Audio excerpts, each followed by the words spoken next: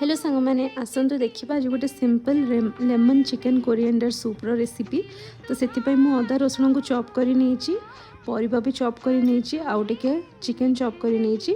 तो परिबारे देइछि बीन्स गाजर कैप्सिकम एठी मु बटर देदेली अदा रसुण को भल से गोल्डन ब्राउन कर सारा पर से चिकेन आ जहाँ सब परिबा मु चॉप कर सब भलसे देदेली 5 मिनट भल से फ्राए कर सारा पर से मु 2 कप पानी ऐड करदेली।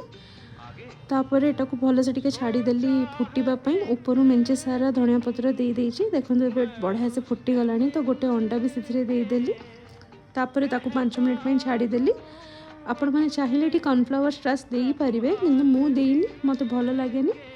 तापर टिके लेंबू देदेली आ गोलमरीच गुंड देदेवी आउ टिके देदेवी बटर। तो भल से गोले देकी सर्व करदेली लेमन कोरिएंडर चिकेन सूप।